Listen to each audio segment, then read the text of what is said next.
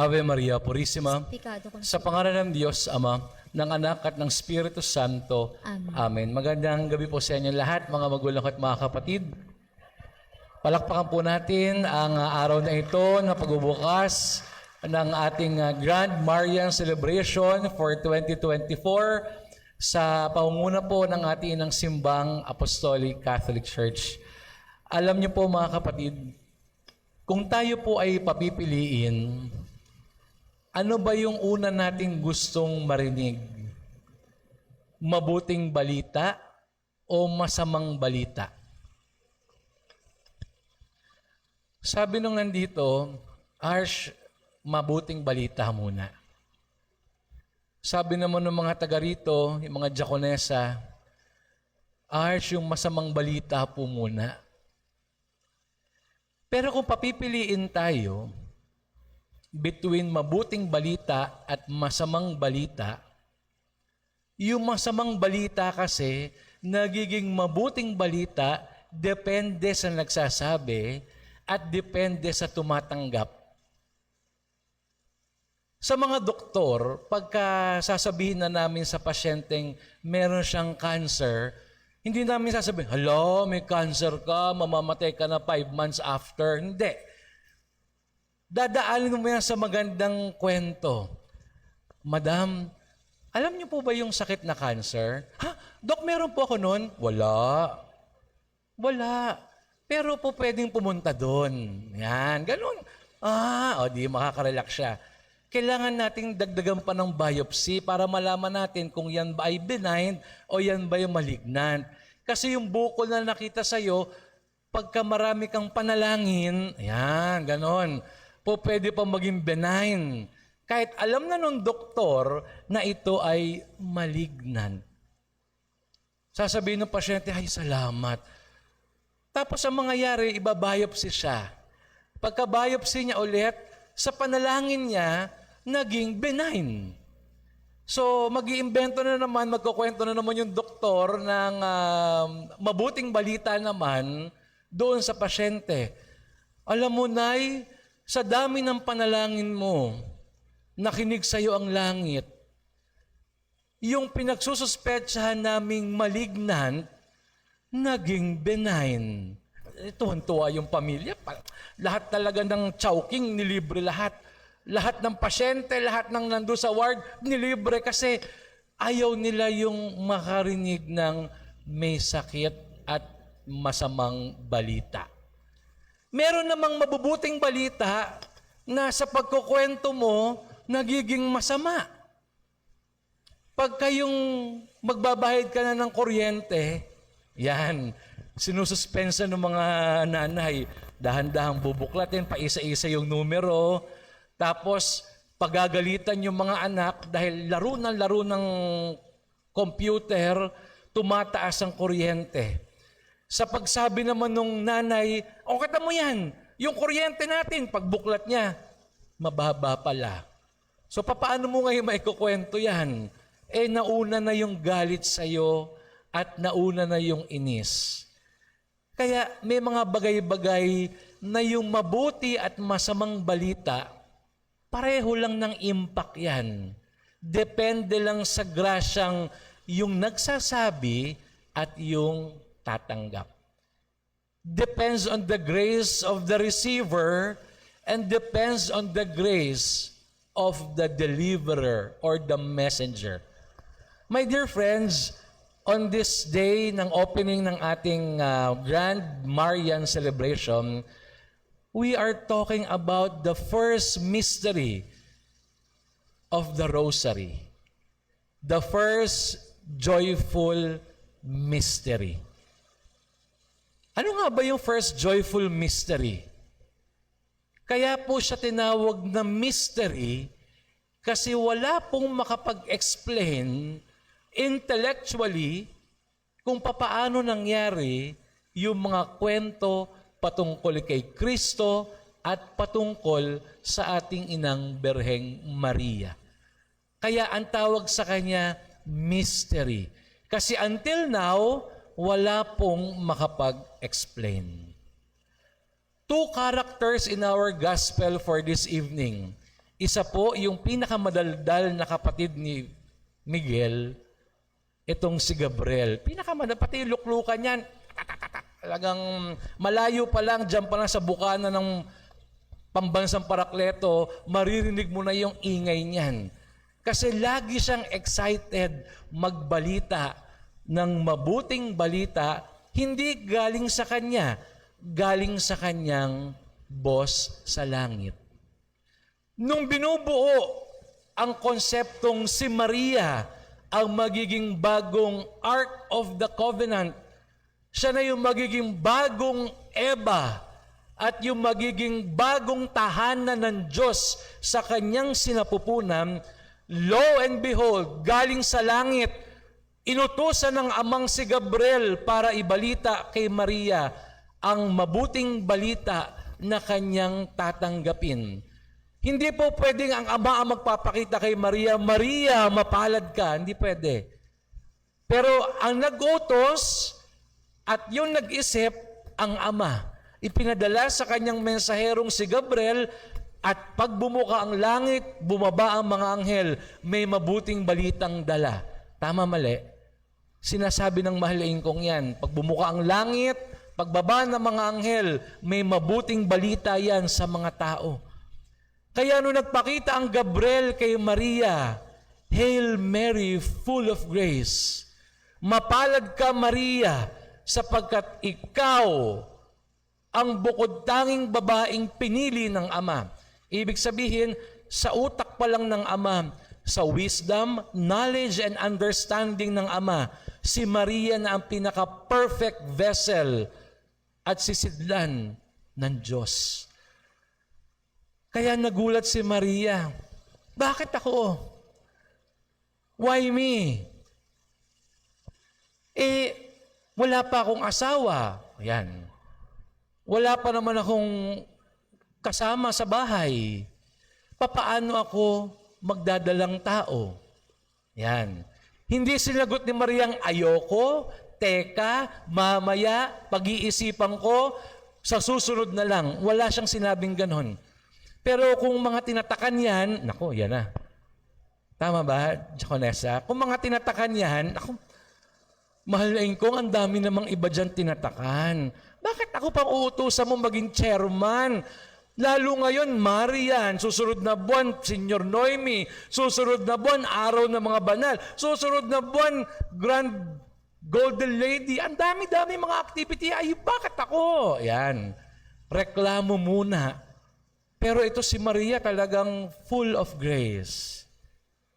Sinagot siya ni Gabriel, lulukubang ka ng Espiritu Santo. Ibig sabihin, ang Ama ang nag-utos, ang Kristong Diyos ay nasa sinapupunan, ang ingkong ang lumukob para yung Trinidad ay na kay Maria sa kanyang paggabay, sa kanyang pag-oo, at sa kanyang pagtanggap ng responsibilidad bilang maging ina ng Diyos. Nabasa ko nga po sa gospel at sa quote kanina, even God needs a mother. Galing, ano? Tama nga naman. Kahit ang Diyos nangangailangan ng ina, sapagkat hindi ka po pwede maging isang ganap at tunay na tao kung walang inang nagsilang sa iyo sa mundo. Kaya when Mary said yes, it changed the world. Nung umuo si Maria, nagbago ang mundo sapagkat iniisip ng demonyo na mahina si Maria. Iniisip ng demonyong hindi papayag si Maria, pero nagkamali siya sapagkat ang Ama, ang Anak at ang Espiritu Santo'y gumabay kay Maria upang sa kanyang malinis na sinapupunan, bibit-bitin niya ang batang si Jesus na ang ibig sabihin, God is with us. Nasa atin ang Diyos. Nasa atin ang pagpapala ng Diyos. Kaya sa una pa lamang, mabuting balita na ang bumungad sa lahat ng mga tinatakan. Sa araw na ito, mga kapatid, I'm encouraging each and every one of you, alalahanin ninyo nga sa isipan ninyo, sino nga ba ang nanggapas sa akin? Bukod sa mahalain kong, sino ba yung apong gumapas sa akin? Kasi meron yan eh. Imposibleng bigla ka na lang dumating at bigla ka na lang nabasbasan. Merong 95% na gumapas sa iyong tinatakan. Majority of us, nagapas tayo ng Black Rosary. Si Maria pa rin na kumakatok sa ating mga tahanan ang gumapas sa atin para tayo ay maihandog sa gitna at magkaroon ng banal na tatak. Kaya yung mabuting balitang tinanggap natin, number 1, mapalad ka sapagkat ikaw ay tinatakan. Mapalad ka sapagkat nakaabot ka sa huling patak ng Diyos. At mapalad ka sapagkat ang nakilala mong simbahan sa San Juan Florentino at Santa Maria Virginia ay ang simbahang nagtatatak sa ngalan ng Diyos Espiritu Santo. Doon na lang sa linya na yan na mapalad ka sapagkat ikaw ay tinatakan. Marami na itong kaakibat na grasya at pagpapala. Pero marami sa atin na natakatanggap na ng banal na tatak, pero naaksaya. Marami sa atin ang nakakilala ng mga anghel, ng mga santo at santa, pero nawala lang na parang bula. Sapagkat ang grasya ay hindi para sa lahat. Ang grasya ay nasa tumatawag na may pagmamahal at pananampalataya. Kasi kahit ang demonyo, pwede magbigay sa iyo ng grasya. Naniniwala ba kayo doon? Ang demonyo pwede rin magbigay sa inyo ng grasya. Lilinlangin kayo niyan para maisip ninyong ang mali ay nagbubunga din ng grasya. Kasi yan ang kalaban ng Diyos. Kaya niya binigay ang kanyang anak. For God so loved the world, He gave us His only Son. Sa sinapupunan ni Mariang malinis na tinatawag nating the new Ark of the Covenant. Kaya dito po, my dear friends, marami po tayo dapat pagnilayan sa unang araw ng pagbubukas ng ating Grand Marian Celebration. Baka naman yung grasyang binigay sa iyo ng mahalain kong ay dapat mo nang i-charge.